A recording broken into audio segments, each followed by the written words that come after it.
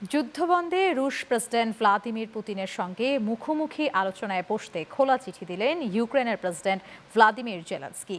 চিঠিতে জেলেনস্কি বলেন, ইউরোপের যুদ্ধ আবারও যুক্তরাষ্ট্রের মনোযোগের কেন্দ্রবিন্দুতে না আসা পর্যন্ত অপেক্ষা করা ভুল হবে। এদিকে আলোচনায় বসার বিষয়ে আগ্রহ প্রকাশ করলেও রুশ প্রেসিডেন্ট ভ্লাদিমির পুতিনের দাবি, রুশ সেনারা যুদ্ধক্ষেত্রে প্রতিদিনই অগ্রগতি অর্জন করছে। বিস্তারিত ডেস্ক রিপোর্টে। ইউক্রেনের প্রেসিডেন্ট ভলোদিমির জেলেনস্কি রাশিয়ার প্রেসিডেন্ট ভ্লাদিমির পুতিনকে উদ্দেশ্য করে এক খোলা চিঠিতে সরাসরি মুখোমুখি বৈঠকের প্রস্তাব দিয়েছেন। ইউক্রেন রাশিয়া যুদ্ধের অবসান ঘটাতে এটি কিয়েভের নতুন কূটনৈতিক উদ্যোগ হিসেবে বিবেচিত হচ্ছে।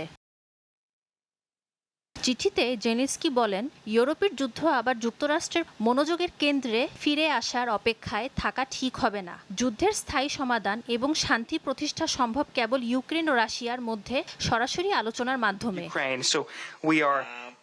এদিকে রাশিয়ার প্রেসিডেন্ট ভ্লাদিমির পুতিন বৃহস্পতিবার আবারও ইউক্রেন যুদ্ধ নিয়ে তার কঠোর অবস্থানের কথা জানিয়েছেন। তার দাবি, রুশ সেনারা যুদ্ধক্ষেত্রে প্রতিদিনই অগ্রগতি অর্জন করেছে, তবে আলাস্কার মার্কিন ঘাঁটিতে আলোচনা করতে প্রস্তুত বলেও জানিয়েছেন তিনি। অন্যদিকে শান্তি আলোচনার জন্য দুই নেতার সাক্ষাৎ করা উচিত বলে মনে করেছেন মার্কিন প্রেসিডেন্ট ডোনাল্ড ট্রাম্প। এরই মাঝে ট্রাম্পকে উপেক্ষা করে ইউক্রেনকে আরও সহায়তা দিতে এবং রাশিয়ার ওপর কঠোর নিষেধাজ্ঞা আরোপে ডেমোক্র্যাটদের পক্ষে ভোট দিয়েছেন রিপাবলিকান আইন প্রণেতারা। Channel 9 news desk.